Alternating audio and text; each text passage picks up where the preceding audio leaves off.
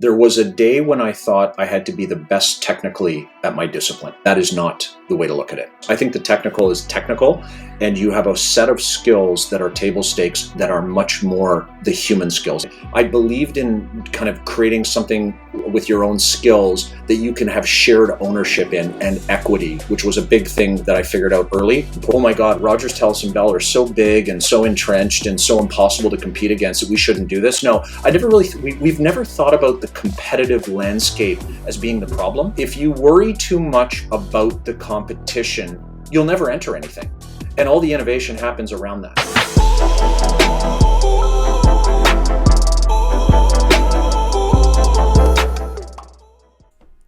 Welcome to the Generation Hustle Podcast, a show that explores the world of business, entrepreneurship, and culture, all centered around the millennial.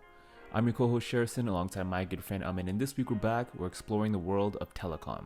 Episode 62 is with Brice Scheschuk, co-founder of Wind Mobile, now known as Freedom Mobile, and currently the managing partner at Globalive Capital. Fellow Canadians understand that the telecom space is one of the most regulated and red-taped ruled industries to work within, making Wind Mobile's story an incredible achievement. Brice led the finance, HR, procurement, and supply chain functions of one of the largest new entrant pure-play wireless service providers and helped raise approximately $2 billion in capital to acquire spectrum and operate the Wind Mobile network. Now, he manages a $100 million investment firm in Globalive, focusing on representative private equity, real estate, and venture investments. We sit down to talk to Brice about his journey breaking into the Canadian telecom space with Wind. He details the evolution of entrepreneurship through different eras and impactful skills necessary for anyone looking to achieve success. He also explains the importance of mentorship and how he's helping the next generation through MindFrame Connect. This was an incredibly informative episode that we hope you enjoy. Guys, thanks very much for having me. Look forward to it. Hit me any way you want. Look forward to the discussion.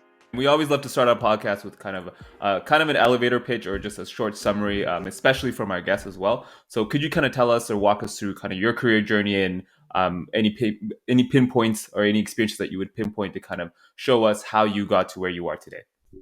Absolutely. Thanks very much. So again, I'm a little older probably than your average listener, 50 on the nose. So just to give a quick snapshot, Dalhousie University, 1994, commerce.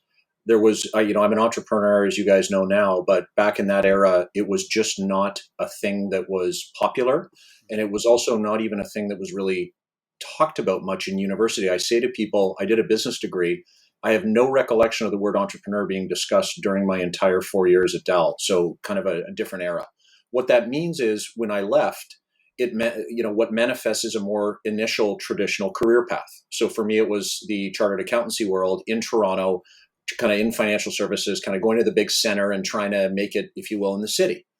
And thankfully, within a short period of time, I realized that that path was not for me. And a great thing called Netscape was invented, and the consumer internet, which then created an incredible explosion of entrepreneur. I would call it really the first explosive wave of entrepreneurship available to the masses.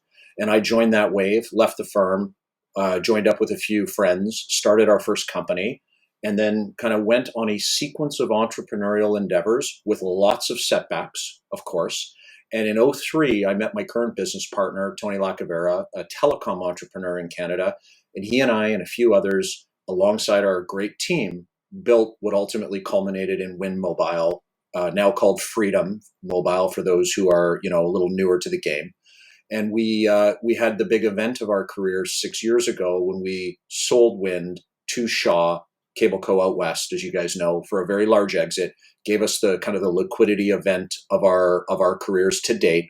And it's interesting when you have a liquidity event, a lot of things change. You have an operating business, it's large, it's your baby, it's gone. What do you do the next day? And there's a lot one can talk about. For us, we stuck together as a group, which I'm very happy about. These are lifelong relationships, hard to make, and so on. And we built an investment platform with an acute focus on tech innovation and entrepreneurship, particularly in Canada. And I've spent the last 6 years building that alongside a lot of mentoring that would come alongside that to founders into the ecosystem. We've written some books around this and so on. And, I'm getting to a phase now where some of my time is spent thinking about impact. And, we can maybe hit that later, but a bunch of different areas that we're trying to, I use the term give back. The reality is it's very mutual learning, but all around positioning Canada better for where we see wealth generation, which is the innovation economy, which we have traditionally not been the best at as a country. Just to start, can we kind of go back to the point that you made earlier about entrepreneurship?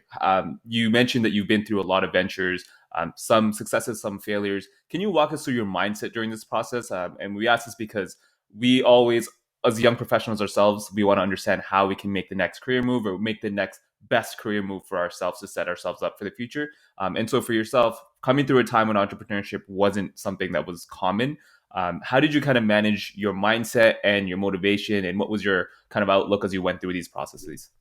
Yeah, great question. So here's how it went for me. And I'll give the very specific example. At the point of which I made the decision to leap, I was in Boston having transferred with PricewaterhouseCoopers, was working down there in a consulting role, actually having a very, very good run. Working with global financial institutions. The euro was coming out at that time. It was being formed. So there was a bunch of work being done. A whole bunch of other Y2K, if you recall that term, was a thing. And we were starting to work on that. So it was global travel, Japan, Europe, and so on, and really having a good time.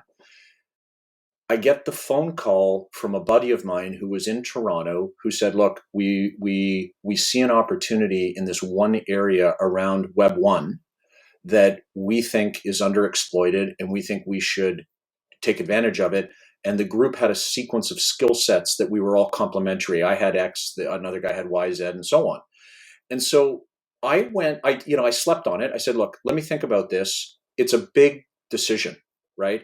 And what I did, it wasn't a one night decision. We went back and forth for a little while. We talked about the opportunity. We talked about what we knew about that market, a little bit of the principles that you hear a lot about now with startup that didn't really exist back then. We kind of explored that. And then I looked at my situation. I was 27 years old. I was young.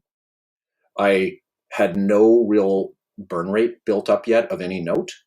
I had a little bit of savings that could allow me to take actually the pay cut, even at that age, and kind of go with that risk. And I knew that my downside was a CA that with a pretty robust job market and, kind of a continued ability to have a backstop. So what I would say to you at that stage was young, low burn, wanted to do something entrepreneurial. It was really getting clear to me that I believed in kind of creating something with your own skills that you can have shared ownership in and equity, which was a big thing that I figured out early, important part of the mindset. And then, a mental backstop, which people don't always have, but I needed that. And I've realized over the years that that's been part of my mindset. So that's a guy in what year was that? 1998, who's 27 years old. If I talk about now, I'd like to give you a slightly different perspective. Okay. And not about me making a career move now. That's not that's not relevant here. I have found I've spent a lot of time. I got back to my roots with the accounting profession, and I found myself in a mentor capacity with a lot of young finance professionals that are in the tech ecosystem. It is a lot different now. Okay. First of all, the entrepreneurial economy is well understood. The puts and takes of actually going and starting something and taking that risk and so on are a lot more understood. There's a lot more support there. There's a lot more understanding of capital. There's a lot more understanding of risk, and so on.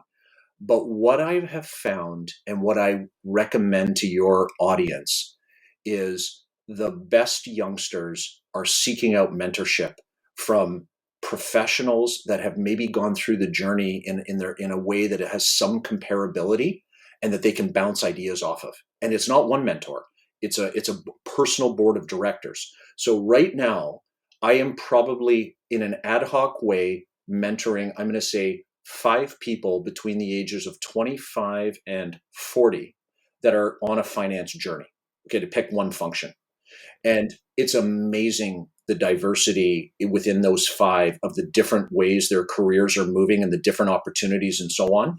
And they are so thoughtful about when they check in about exactly what it is they're thinking about, the opportunities that are being presented, and how they should, how can I help their decision criteria to then allow them to go off and explore it a little bit more, talk to some other people, and make better decisions. So in my world, it is it is a different era in terms of your ability to do stuff like that, in terms of receptivity of people to want to mentor and so on. The last thing that I'll say is that there, in my world, it wasn't that planned. Okay. So I didn't sit when I was 23, 24, graduating from university and map out 25 years to hit the age of 50 that would do this, this, this, and this. No, for me, it was much more around what is the opportunity set? Where am I and what am I interested in? And who am I meeting that I can work with and that I'm inspired by? And those things all together seem to naturally work to a degree with how one is evolving. I think your networks evolve. I think your skills evolve, and it's recognized as you're going. So there's a little bit of a mix of some serendipity and creating your own opportunities. But literally, I didn't write this down by any means. Absolutely. That was a great kind of breakdown. And you answered my next question. I was going to understand how that has changed over time, especially from your era to this era now, especially with your mentorship. Yeah. But on that note, have you noticed any transferable skills or anything that's stuck out that's been consistent between all these years, that's been consistently working for entrepreneurs or people kind of looking to achieve the same things that you have or kind of in that kind of field, whether that's the people that you're mentoring or any of your business partners? Like, is there that skill or one or two that you would say is very important to have or hone? Yeah, look, it's a very important question. I do have a very specific thought on that. There was a day when I thought I had to be the best technically at my discipline. Okay. Best coder. If I was a coder, best finance guy, I could just nail that account, whatever it was. What I have realized, and I've actually realized it partly learning from my mentees, is that is not the way to look at it. So in fact, technical skills are table stakes. What is much more important is all the other skills around it. And I'll give you a few examples. Okay. Again, I exist in the entrepreneurial world, but these are kind of broadly what used to be called soft skills. In reality, I actually call them hard skills. I think the technical is technical, and you have a set of skills that are table stakes that are much more the human skills. And I'll give you an example. In the founder competency world, we talk about one core competency being strategic storyteller. Okay. Now, just break that down for a second. Storyteller, that means a bit of a pitch, a bit of a sale, a bit of an ability to weave a narrative that brings people along with you, and so on and so forth. And if you think about your life and your career, you are constantly selling, you're constantly pitching, even if it's subconscious, you're constantly bringing people along in a narrative that you want to convince them or bring them along with you, and so on. And so that type of a skill, that the honing of skills like that, the conscious ability to get out of your day-to-day comfort zone of I want to be a better accountant, to say, how do I become a better storyteller? What is that actually? How do I translate that into actions that make me better? Another example of a founder competency, frugal urgency. So a hustle alongside a frugality when you think about the spend related to that hustle. How do I get better at that? Another example, iterative product builder. So the act of, you don't set something in stone and it never changes. The act of changing continuously and learning from what the market is telling you. Networking, and the list would go on and on and on. So for me, it's the act of seeking out ways of getting out of the comfort zone. If you don't like networking, go to some networking events and force yourself to approach a few people and have those first initial conversations and watch the magic that happens. And that's really what I encourage people that I mentor to focus on. For sure. It kind of sounds like, just to paraphrase, or it kind of sounds like you're saying to always face the discomfort. Would you kind of say that's your philosophy, or how you're kind of honing it? Yeah. Look for it. Let's go beyond facing it. Look for it. Seek it out. When we talk about some of the other concepts over the course of this around anti-fragility and so on, actually seek out what makes you uncomfortable. It will make you stronger, better, faster, and so on. And then the extension of that is finding those skills that are useful to you that you're not great at, and then applying that philosophy. Mm-hmm.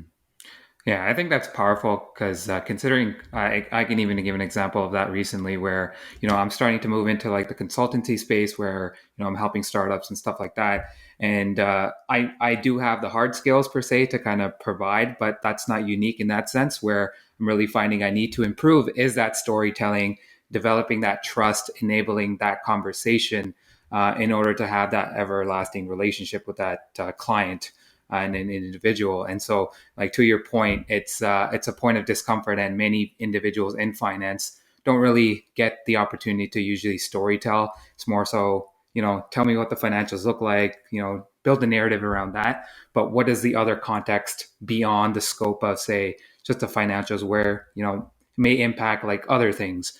And so I think hopefully as we develop professionals, we start kind of relaying these kind of things that you're mentioning, and as a professional seeking discomfort, which really brings me to my kind of next question here, which is around, you guys, you key members, bringing Wind Mobile to Canada, which is obviously a huge undertaking when we're going against, the three big providers. So could you kind of tell us why you believed in kind of pursuing this venture? And, most investors and entrepreneurs would think originally this would be insane to do.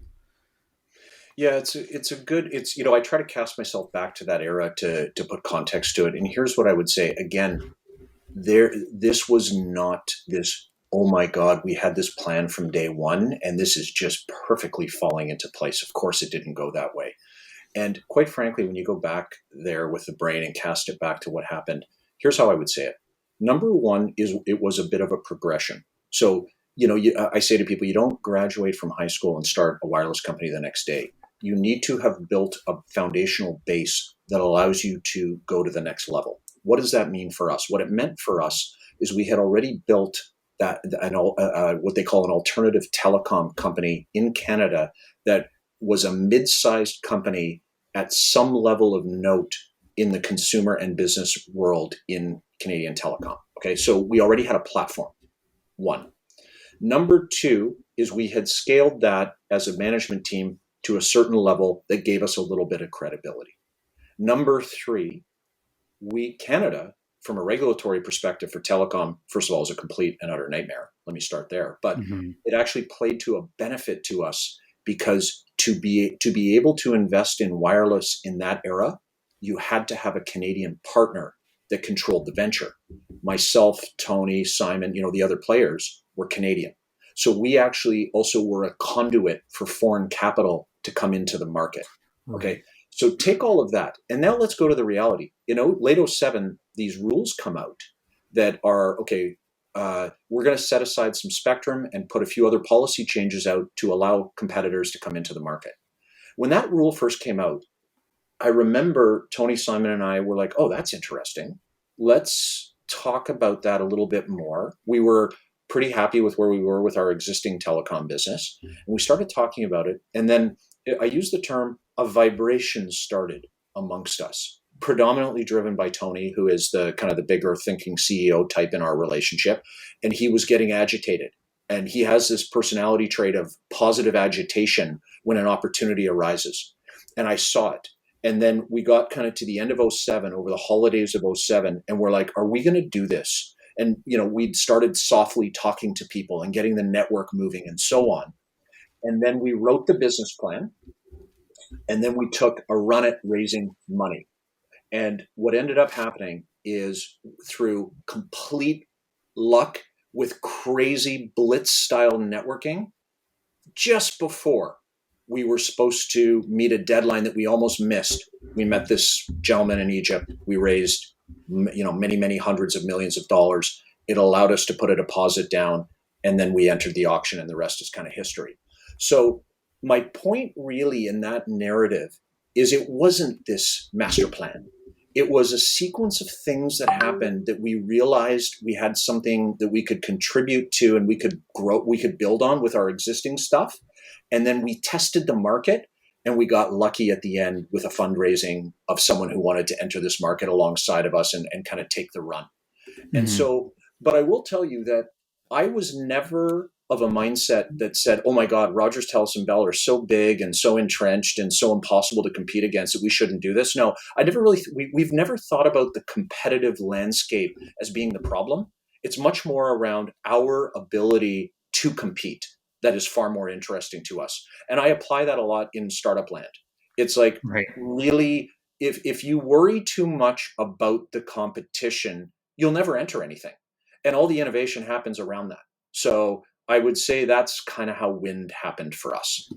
Right. And kind of looking into that, you obviously are showing this resiliency to making sure, we as consumers get access to Wind and make sure on your end that it's a success. So what strategies were or did you guys employ to make sure, that we sustain the growth of that business given the current market conditions and what was happening during that era of time? Yeah. So for us, number one was having the partner that could go the financial distance, that had a similar entrepreneurial mindset to ourselves. And I will tell you that if you look at that environment, you'll remember the name possibly Mobilicity, and you might remember the name Public Mobile, which got bought by Telus. Okay. Yeah. So in that era, there's the three of us competing. And Public Mobile and Mobilicity had what I would call classic financial shareholders, private equity. They need a return. They have a formula. We had a shareholder that was an entrepreneur from Egypt who built telecom businesses in a whole bunch of different countries that were very interesting around the world. He had a completely different style and mindset. He played a long game. He understood a 20, 30, 40-year time horizon and the value that can be created if you can beat an oligopoly over that period of time. And what would have happened if we didn't have that is we would have been stopped at a point when the financial results were down and the battle was at its toughest. And we would have probably had to end up figuring out a sale earlier than we should have. And it would have been a whole bunch of ugliness and repair. Like Mobilicity filed for bankruptcy, Public Mobile sold to Telus. They were not the outcomes. In fact, even our outcome within that context wasn't the one we wanted, but it was a lot different than the others. And that, I would say, was a core necessary characteristic for Wind to have gone the distance that it did. And all else is important, but one level down from having the right financial and strategic partner for an endeavor of this nature. Yeah. And I think you mentioned such an important thing there, which is finding the right strategic partner, especially when it comes to financing.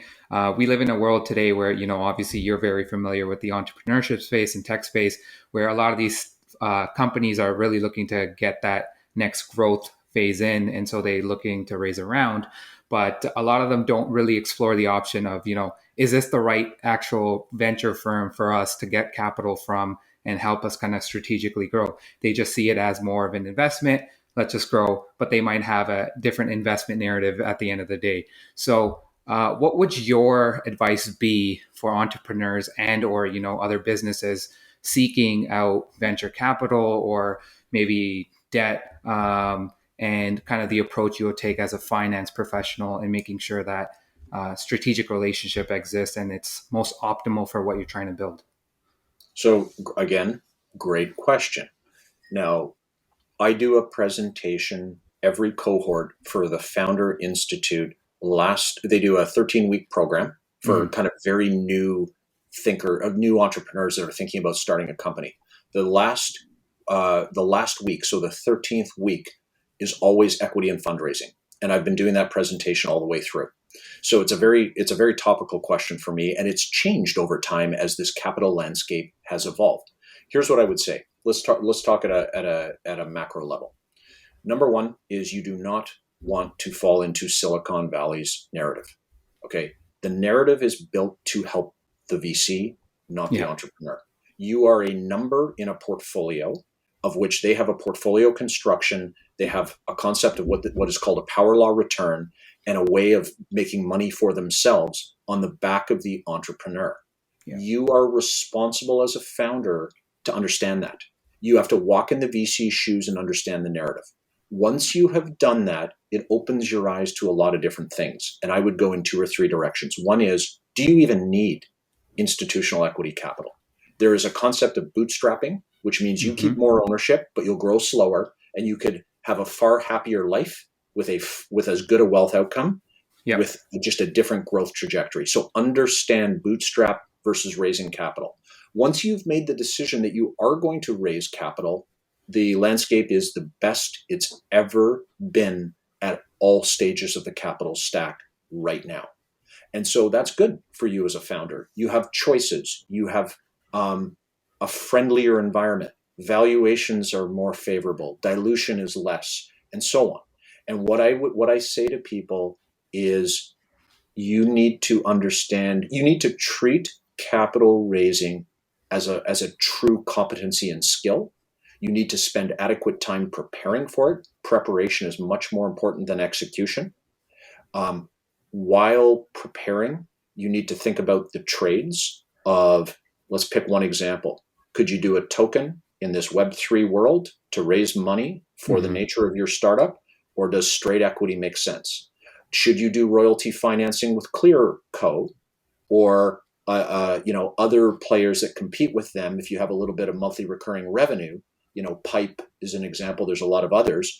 Or should you do more classic equity? If you do equity, do you go to an angel who's strategic, or do you look for a seed firm? So you can see where I'm going with this. There is a ton of options here. There's a ton of optionality. And what I say is, you don't leap at the guy who gives you the name solely and a big valuation that might even be fake with a bunch of other terms. No, it's a far more nuanced conversation that requires you to be comfortable with the other side of the table, and you to have gone through in a systematic way the options that are available to you, and so on. This is math and science much more than art in the current environment. Yeah, and maybe just a side question here. What are your thoughts on the whole kind of VC environment today as a whole? Because coming from the tech space as well, I think founders get stuck into the idea of just continually raising the valuation as high as possible, and then they forget about different principles that kind of go fundamentally to develop a business. So can you kind of maybe also shed some light on some of the goods and the bads that relate to VC? You obviously mentioned, they have their own kind of agenda to achieve with their LPs and stuff like that. But as a founder, what should I understand before going into that conversation? Yeah. So as a founder, we'll assume that someone understands the other side of it based on some of the comments we've had in their own work. There are founders and deals that make a whole bunch of sense for venture financing. Okay. Typically, they're in sectors that are forward-looking and quite, I'll use the term sexy. I hope that's okay. Yep. Number two is they have a growth trajectory that meets what is required in the VC landscape. Sometimes they're on trend for future-looking innovation opportunities. So clean tech would be an example. SaaS still has its day. AI, self-driving and autonomous. The list is obviously very lengthy. That's a lot different, obviously, than I'm going to create a new restaurant physical that I might ultimately try to franchise. Those are just totally different models. So being on that level of trend, and actually, super importantly, being a founder who understands the treadmill they're walking on when they enter the VC world, understands their role in a VC's portfolio, and understands the downside if the business doesn't perform as planned. Okay. And it's that downside and how one thinks about future management of that, in my opinion, that is the maker or breaker, and the likelihood and probability of downside. And so if you do this, if you kind of evaluate your business, I'm a software company in a market that is doing this, and I've been doing this for a couple of years, and I've started to get some traction, and I start mapping out, what are my realistic growth assumptions? I add capital. What does that look like? What happens if I miss? And you start putting a narrative together. And do I want this person around the table that's going to help me, but also going to require certain things? And how does that all work for me as a human? And if that whole equation works, then I would suggest one goes and they explores the market, and they look at those shareholders, and they approach it with a skeptical but rational eye. and they decide on that, the puts and takes of taking that capital. They think about what they do if they miss and they have a need to deal with that capital in a different way, and then away you go. But that narrative is a hell of a lot more thoughtful than, I started this company, I got a little bit of traction quickly, and now I just got to go to Silicon Valley. I got to go to the Right. Valley. I got to go to the Valley, right? And I have found that in some of the narrative right now for the young founders that haven't really been through the pain, if I could Yeah. summarize, there is this tendency to always gravitate to that single narrative. And Yeah. in no situation that I've ever been part of in my life is there a single narrative. And it behooves everyone to understand the multivariate narratives of how you can raise capital for your business or not. That's how I'd say it. Yeah, and I think to your point, I think that it's a very singular or narrow focus that a lot of younger entrepreneurs have, which ultimately doesn't allow them to assess the risk and rewards of other options that exist. And I think throughout this conversation, we've really summarized this idea of risk through career, through you going out and building wind, and even VC. So, what is your philosophy around risk and maybe managing risk? Based on how kind of you've gone through your career, and maybe it's an open-ended question, obviously, like what are your thoughts on how entrepreneurs should assess risk and make those decisions? So how I think about it, or how I guess I've probably the better way to say it is how I've acted on it and think about it, is there are stages in life and career where you can put more chips in the table and take that bigger set of risks on singular deals or singular places where you spend your time. It's probably a better way to say it. Time is really the biggest chip you're putting in, as we know. Right.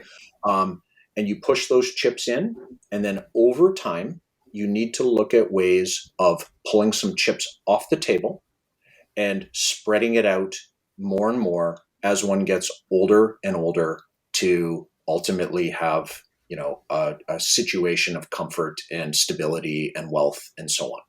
Okay, so if you unpack that a little bit, back to my example. So I'm in university, middle class kid. I get my first job. I've got no. All your chips are in on that first job to start building your experience. That's let's call it risk one. For me, it was an easy one. I went to an accounting firm, right? Whatever. I think if you're going to a startup, I've had lots of chats with youngsters about making the move to startup versus sticking around the corporate career. And there's some interesting, discussions one can have there, but let's call that phase one. Phase two for me was hopping out and taking that startup risk, putting all of my chips in on a single company, getting equity in that company and taking a run for it. You almost evaluate that as an investor in that example. Okay. And then what I would say to you is over time, every time we had liquidity opportunity, every time we had maybe an exit on an angel investment we did or whatever, I would always start siphoning a little bit of that into what I call the safety bucket. And as I've gotten older and older, a little more of that every time. And now that safety bucket is a real bucket that kind of works for the number. Now, how does that relate to current era? So the thing that has changed the most in entrepreneurial land is if you're a founder, in the old days, you start a company, they want you to be all in on that company, all in with your time on that company, and all in with your wealth on that company. Okay. That has now been recognized as actually not the best situation for entrepreneurs. Because if you have a flame out, you could be 45 years old and find yourself literally restarting. And that is very dangerous. So what has the market done to adapt? Two things. Number one is the notion of secondaries, right? So as you build your company and you get later and later, and this applies to employees too, is they allow you to take some chips off the table at each round. Okay. So you can sell a little bit of your interest to buy your house, sell a little bit to put some money into the retirement fund. That's the secondaries. We could talk about that more, but I think, it's a pretty understood concept. The second thing that I've noticed, and this has been really interesting to me, is people accepting the side hustle. Okay. So in my day, if I was at Coopers and PricewaterhouseCoopers and I went to them and I said, hey guys, I'm going to start a little investment vehicle on the side. I'm going to go to 10 of my friends and raise 50 grand each. I'm going to have a $500,000 pool of money, and I'm going to invest 25 grand in whatever number of companies that is, 20 companies. they would laugh me. They'd probably fire me, actually. The world has changed. We have just cut a check recently as Globalive to a group called Union in Toronto. Union, each one of the partners are full-time employees, one of Live Nation, one of League, and one is the co-founder of Ada. And so the ability to do something else in a explicit manner and use that, use the skills that you've built to kind of do that alongside what your primary is a super interesting concept to me. Okay. And we could get into a lot of other things that also help de-risk, the creator economy with Substack and with Web3 and some of these principles that'll empower the entrepreneur. What Shopify has done, obviously, for e-commerce and for small e-commerce shops to build, what AngelList has done for investing. You could pick platform after platform that really allow people to express their creativity and do something slightly different from solely the primary. So that's how I think about it. The big swings, the big risks are taken early. As one ages, they start to look at taking some chips off the table, and they start looking at potentially diversifying some of their income. That's how I think about it. Absolutely. That was an incredibly detailed response. And I want to stay on the topic of that kind of on risk reward ratio, but just with a different perspective. So from a personal standpoint, obviously we need to understand how we can manage our comfort level as we're kind of progressing on those stages. But from a business standpoint, and we'd be remiss not to mention kind of the current climate of the last couple of years with the pandemic, has that changed your thinking around entrepreneurship at all in terms of managing risk and in terms of kind of just progressing towards these goals just because of kind of restrictions and regulations and just how it shifted a lot of our thinking? Can you kind of speak to kind of the current climate and how that's, if in any way at all, has that changed your view on entrepreneurship? You know what? I'll tell you what it's done. It's caused me to sharpen my understanding of resiliency as it relates to entrepreneurship. Okay. And I want to unpack that for you guys. Right. So prior to the pandemic, resiliency and anti-fragility to me was this kind of concept that existed. I never really looked deep into it. And quite frankly, I think that people would have looked at me and my partners and said, you guys seem pretty damn resilient. You built this company, you did this, and so on. And they would ask me questions like, well, how did you do it? And, when you were in the heat of battle, how did you do it? And I would answer things like, well, I never slept. I hustled as hard as I could. I woke up in the morning and we're in a lawsuit and our license has been pulled by the regulator. And I understood the tasks of the day and of the month. And I just put one foot in front of the other and I got them done. And then, I knew that the big wind with the big gravitational pull, the government needed to have a wireless company with a consumer presence to be that challenger and so on. And I could create a narrative. It was an unsophisticated narrative. Pandemic hits. I start getting much more active in mentoring the ecosystem around thinking about crisis. Every business I've been in has been continuously in crisis. And I've been through .com 1, the credit crisis, and now the pandemic. So here's what I would say to you. There are probably 2 or 3 strings I would pull on. One is I've gotten, and you're going to ask me, I know, about my book, about the book choice. And quite frankly, I'll give you the preview. It's around these concepts of resiliency and anti-fragility. Okay. And what is it? What does that mean? Anti-fragility means that when a crisis hits, you run to it, you seek opportunity, and you actually grow stronger. The difference between that and resiliency is that resiliency is you get back to where you were before. With anti-fragility, you actually get stronger. And how that manifests, what I have seen is as follows. The best entrepreneurs and creators looked at that pandemic and they said 1,000 things are going to change in society. And if I'm stuck on something that is going to detract in change, I'm going to go find something that's going to benefit from that change.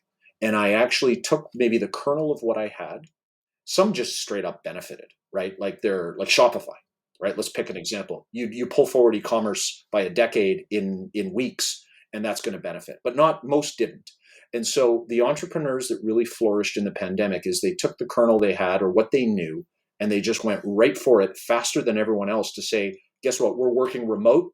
that means that we now need gift baskets going to everyone's house in a very quick and efficient manner to do socials for employees. And they jumped on that. They went and they adapted very quickly. My narrative is that is the understanding that and actually systematizing some of the thinking around that, to me, is super critical. Okay, so that would be point one. The second point that I would make, and this actually plays on a point that I've been thinking about for years, is we've gotten into a narrative about again, I'll use the word the sexiness of being a founder and entrepreneur. And there is good and bad in that. We, of course, want more entrepreneurs. I'm the poster child to talk to the world that I think Canada benefits from more entrepreneurship, less oligopoly, all that stuff. But when you get below the surface, the entrepreneurial narrative can be a little dangerous at times. And I'll give you the example that I use. We see lots of what I would almost call it as fake startups. They get some government funding, there's tons of grants out there and so on, and they never really get the traction to either bootstrap themselves to a real business that cash flows and does X, Y, and Z, or that gets on that growth trajectory and uses external capital. And they're kind of sitting this middle ground. And years go by, and they've never really advanced. They're never really creating wealth, and they're burning time in their lives that are important years to build that foundation. And so I've thought much more about that narrative when I look at the pandemic, and just it's got everyone reflecting a lot more on things. And what I would say is that we need to have periods of self-reflection about whether one's entrepreneurial endeavors are really making sense. And I don't think we do that enough. I've had a lot of chats with guys like Sunil Sharma at Techstars and Founder Institute. We think that there is a failure narrative that we need to bring forward that is not a bad narrative. It's just an educational narrative. So those would be two examples. I do have a third, but I'll hold that till we talk about the book because I want to hit a point in there. We go back and forth with a lot of founders and understanding how they're navigating these times and just understanding what they've put in place to kind of succeed in that. And so what I wanted to ask is kind of around the idea of worst case scenarios, right? So how much or how little should they be prepared for that, in the sense that obviously we're trying to manage risk and reward and kind of going forward with our businesses and taking risks so that we can set ourselves up for success. But then things like this happen, and it's like we have this, or I'd say we as in society has this way of looking at certain businesses and saying, hey, you weren't prepared then, right? You just weren't prepared for this. And so how do we manage that kind of that balancing act of, yes, we want to move forward and try new things, but also at the same time, we need to be prepared for anything that can happen? Yeah, it's a great question. And there's no formula. Okay. Right. So I have examples in the pandemic of a portfolio company that lost 95% of its revenue in a day. Wow. And luckily, so the lucky side of the narrative is they had just done their Series A or B 3 weeks before the pandemic. So they had a whole bunch of cash on their balance sheet. So they were able to recalibrate their business in a little bit more of a thoughtful manner than in a panicked manner. Okay, so take that example as one, but that's not a systematic answer. We have examples of all these. You can't prepare perfectly for stuff like that. So what are the principles that one wants to talk through? Okay, here's an example of one. So the runway and how much cash do you have and how strong is your balance sheet? It's an interesting narrative in a high growth ecosystem because the general tendency is to burn, raise, burn, raise, burn, raise. Okay, so let's say that we are in the burn, raise environment. Okay, and we're still that will still make sense in companies that have that growth narrative. Well, when you time your raises is very important. Okay, so the narrative is somewhere between 12 and let's call it 30 months of runway that you raise every time you do a round, which then gives you enough time to meet the next set of milestones to really accrete value and do that all over again. And someday You'll get to some level of sustainability off into the future. So what I would say to people is, in that narrative, raise for a longer runway, generally as a company. Number two, raise a little earlier than you often would. So rather than having 6 months of runway left, the way capital velocity is working right now, raise with 9 months of runway. Okay. Right. That way you have margin for error if something really does go wrong. Okay, so that would be, let's call it runway and fundraising and balance sheet. Let's talk about another thing. One thing we found in the pandemic is we had to take entrepreneurs back to first principles. Okay, all of us who've started a business remember that what are the tropes? You don't want to be a solution seeking a problem. You want to find the problem and build for your customer's need. Correct? Well, Right. you forget that over time, right? You've kind of done it. You're building for customer. You increment your product and blah blah blah. What we said to people is no. Throw that out the door. Get rid of all superfluous stuff and focus acutely on reconnecting with your customers and understanding what their problems are in this volatile world of COVID and how you need to adapt your product therein. So my point to that is to say, remembering first principles of customer development and discovery should always be in your business, because your customer will always be telling you where they need to go and what their problems are as it relates to your situation. And we lose that as we age a business. And so the act of the discipline of keeping customer development and discovery going, important. And so I'll pick those two because you could go on forever.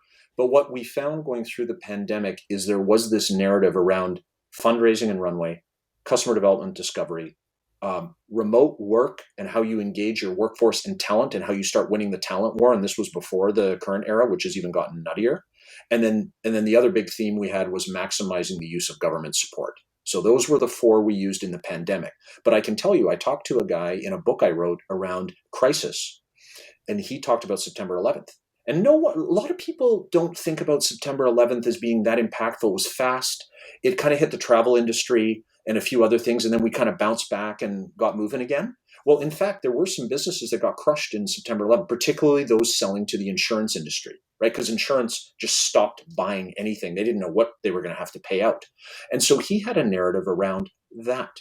And so I do say to you that some of these first principles around your business actually work in any type of crisis because they make you think a little differently from a resiliency and an organizational resiliency perspective. I'll stop there because it could go that we could burn 3 podcasts on that. Yeah, no, I think that's powerful. And, thinking about all those kind of mechanisms and understanding and going back to core principles is maybe why, we see successful companies in other ecosystems. Like, for example, like those 4 points you made, I can automatically think of Shopify and them applying it in different scenarios and situations. And so, we see successful companies, but they always kind of focus on those core things. And that's why we see such growth and scale. One of the things I wanted to touch on with is the idea of, regret and decision making around that, because oftentimes entrepreneurs are, making those tough decisions. So in your career and or maybe entrepreneurs you're dealt with, how have you kind of went about, decision making and maybe feeling regret, and how did you kind of overcome that as an individual? Okay. The regret decision making. So I'm going to go in a few different directions here. I love there's an Obama quote that I use for decision making. And in fact, I was talking to someone about this yesterday. The field we would call it is decision making under uncertainty, right? And when we're making a decision with 100% certainty, good for you. Like that never happens. Okay. But good for you.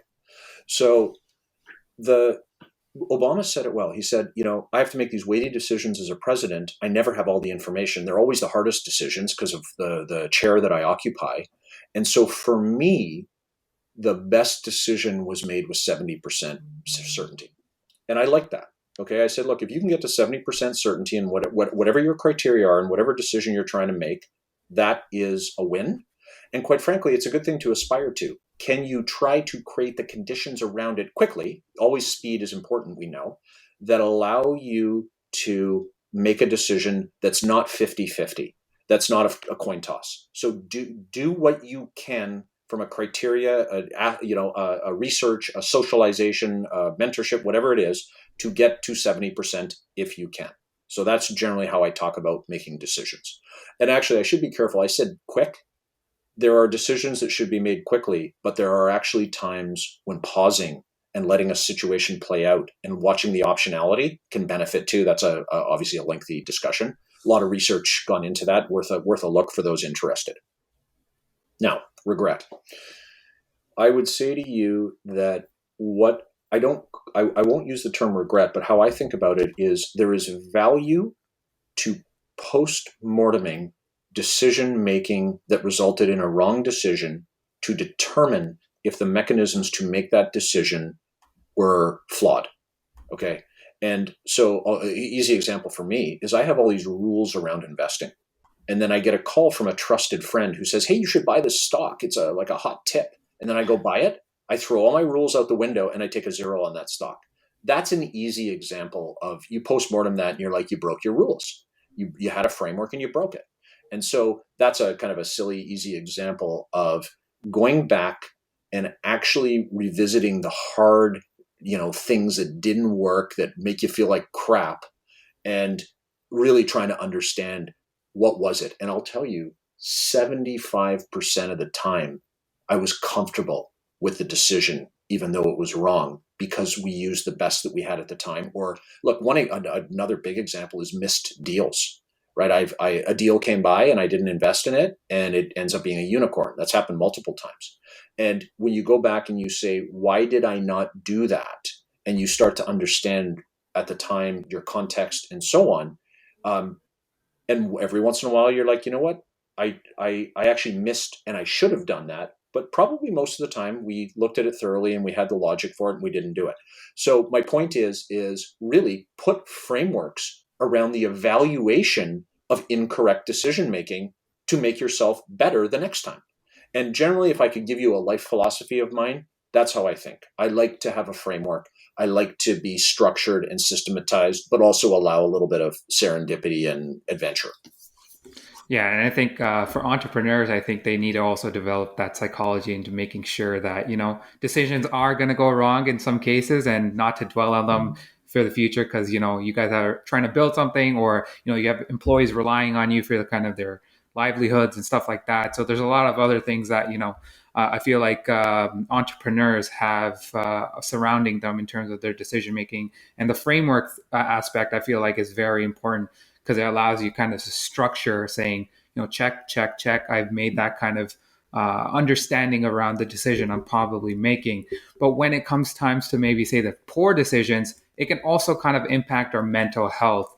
And so one of the things I'd love to understand is, as an entrepreneur, it's usually a lonely kind of journey. And we've heard that many times. But how did you go about kind of making sure that you had a healthy kind of mental health aspect around entrepreneurship when you're building out your companies, and maybe what kind of advice you could give to entrepreneurs and making sure that there's a balance there, and making sure that you're happy in terms of what you're doing, and sustained in terms of what you can do? Okay, I have to hit it two ways. Number one is, if you were to go back and say, let's talk about when we were building Wind and we were in the height of battle, I was probably the worst example of that. We were drinking too much. We were not exercising enough, not sleeping well, stressed continuously, not socializing with people that could help us and advise us well. And the list would go on and on. We were probably the exact opposite of what you want to do on conventional wisdom. So let's pretend that happened. And then I learned from that and I started to really take a look at it in a more structured way, which I have. Here's what I would say to you. I break the concept of well-being, let's call it, and again, back a little bit to resilience, into three categories. One is physical, two is social, and three is psychological. Okay, physical is what you exercise, nutrition, sleep, all of that kind of stuff. And I tell you the importance of that within reason. I'm not saying go monk, right? We're not going into a seminary and becoming a monk, right? But balancing that in a smart way, and not fueling it all with booze and so on and so forth is a smart and a learning on my side. Social, peer mentors, other entrepreneurs, if you're an entrepreneur, other employees that are at same levels to you in other organizations, other people that you can talk to with shared experience or non-shared experience. Okay, and the list would go on and on about creating also a non-work social environment, and your friend group, and your all of that kind of thing. Bringing that into your life in the smartest way possible, that is actually my superpower. That's what got me through it the most. Okay. I tell stories about Tony, Simon, and I having this triumvirate for months and months on end of 3 and 6 hours a day of work when we were looking to sell wind, when this happened, when that happened. That was the thing that got me through, was that part of it.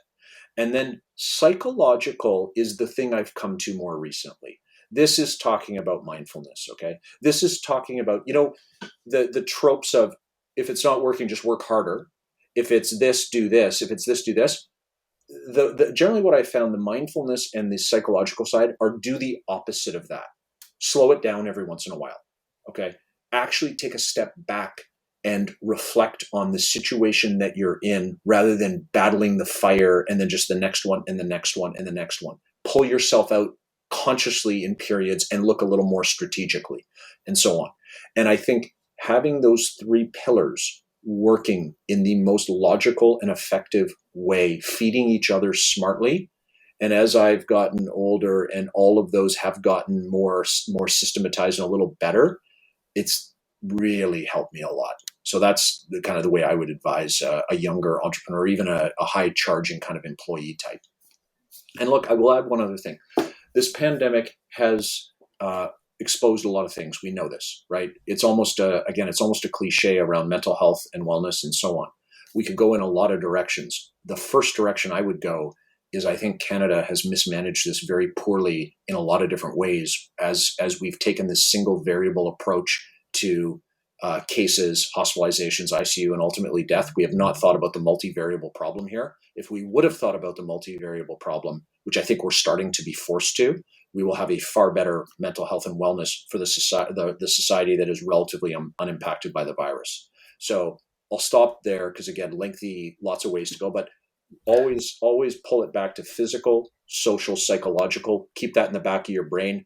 When something's going wrong, remember those 3 and figure out the one that you want to focus on and just keep pressing on that. I love that. I love the focus approach to kind of all the pillars that you're kind of balancing with the idea of a framework that's going to help you get through that process step by step. And that kind of brings me to the next topic that I wanted to touch on of MindFrame Connect, right? The online platform designed to provide kind of practical learnings and advice to entrepreneurs and mentors. And we can kind of see through this conversation a lot of the learnings that you've kind of gathered and put together because it's coming out in a lot of your explanations. And so with MindFrame Connect, can you kind of talk to us about that and how this program works? What are the highlights that you can share from us with your first couple cohorts, and just kind of walk us through the process of how you got to this? Yeah, it's a great question. So, and I thank you for giving us a little airtime on this. It's a super important initiative. And quite frankly, one of these things you do as you get older and you find spots, almost like a startup, where you think there's a bit of a problem not being solved and you put some resources. Here's how it goes. I was mentoring a creative destruction lab Atlantic in 2018. First time I'd done mass group mentorship. So many mentors and some number of companies. I go into this room at Dalhousie. There are business luminaries from the East Coast, left, right, and center. There were 4 billionaires in the room, family names you would know. I was intimidated, and I had been mentoring for a long time. And I realized coming out of that, when I watched everyone in the room and how they approach things, that I've been doing a ton wrong. Why had I been doing a ton wrong? No one teaches people how to be mentors. It's tribal. You learn by doing, and you learn by making mistakes. That inspired me to go on a little bit of a journey to try to up my game at mentorship. When the pandemic hit, I took the summer of 2020 when we all figured out video, and I interviewed 150 people with a research assistant, and we wrote a manuscript on the craft of mentorship and menteeship. Importantly, you have to do both sides. Mentees are not taught at all how to be a good mentee, so we took both sides of the coin. That process resulted in me talking to a gentleman by the name of Jeff Larson, who runs CDL Atlantic and innovation at Dell. He came back and said, let's take this thing up a level. Rather than just writing a static manuscript, let's turn this into a dynamic program. And so that was the beginning of what we now call MindFrame Connect. And it breaks down into this whole mentor side. So upskilling mentorship in the ecosystem, which I'll talk to in a second. And at the same time, for about a third of this call today being a good indicator of that, we saw the deficiency in resilience. And so we added a stream on building the skills for entrepreneurial resilience. And that framework that I talked about, physical, social, psychological, is an example of some of the learnings on that other stream. And so what we've done with it is we have these two streams, mentorship and resilience, and we've created 1 hour synchronous workshops where, Founder Institute, Techstars, Creative Destruction Lab, the Generation Hustle audience, we could do one for, we could go any direction we want. And we do one on being a better mentor, one on being a better mentee. We're just building one on equity, diversity, inclusion for mentors. And then we have a resilience workshop. So we have these synchronous workshops, and we're building all of this stuff in behind it that is asynchronous, be it a document, be it a podcast, be it a video, be it whatever, that take the concepts we introduce in the workshop and bring them up on steroids. Okay. And what I will tell you is that, yes, it's focused on entrepreneurship and innovation.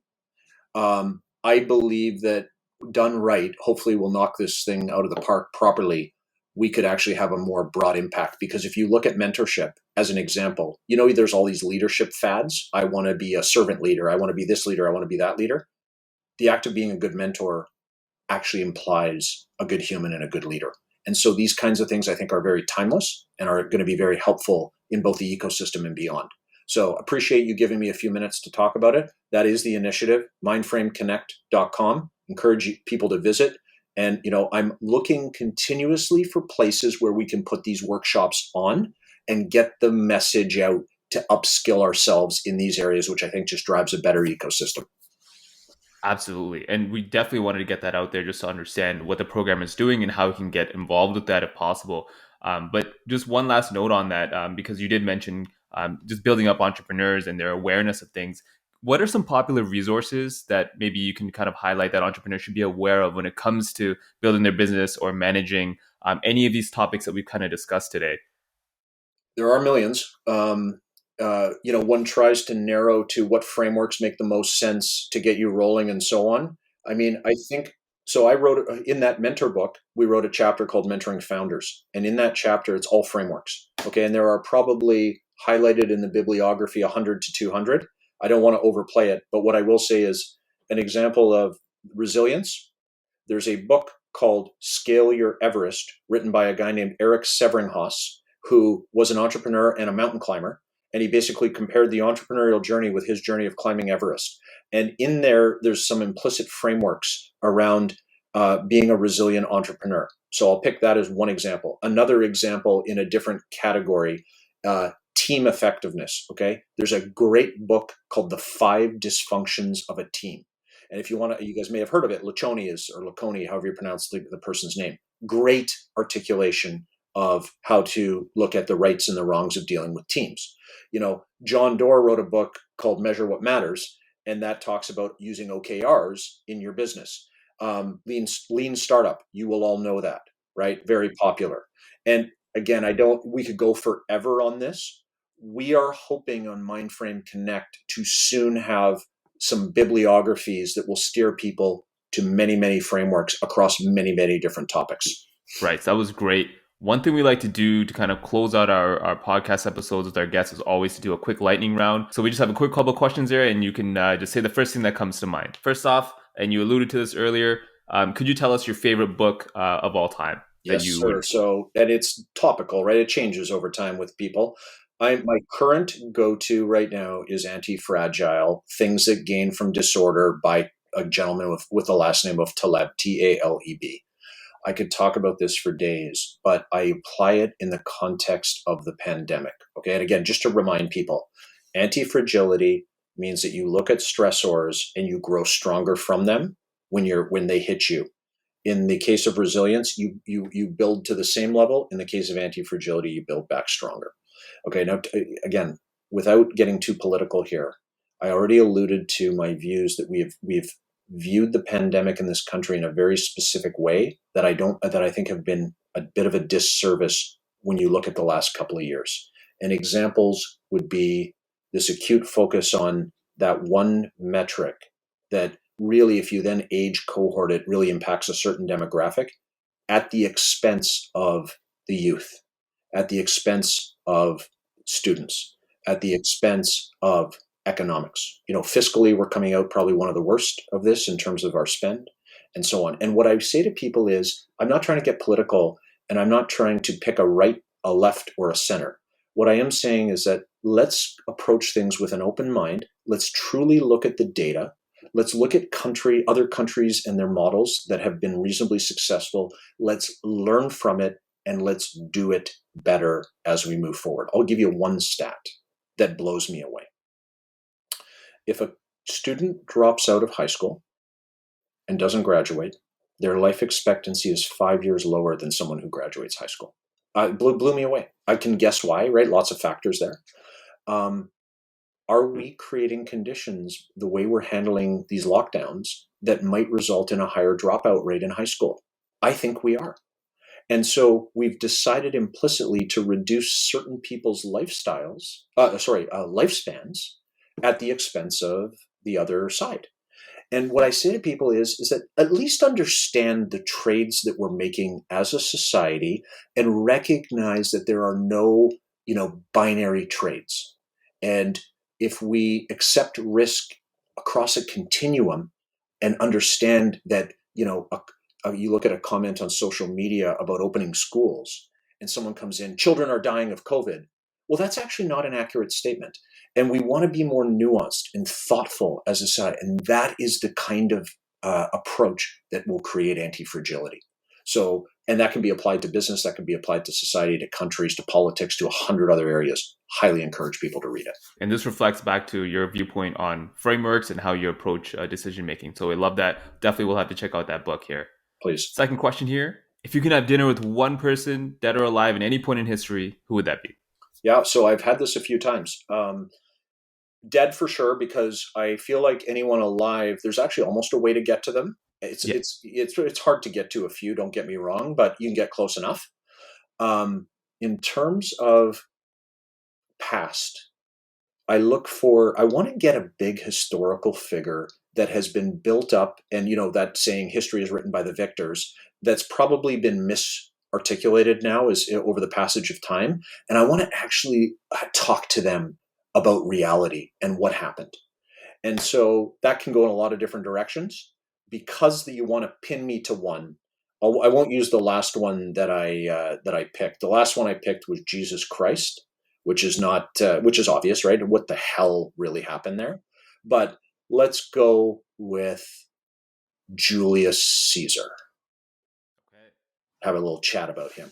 So those kinds of figures are the ones that I want to talk to. For sure. I love it. You're getting super meta with us, and we can make that a whole other podcast on its own. Love it.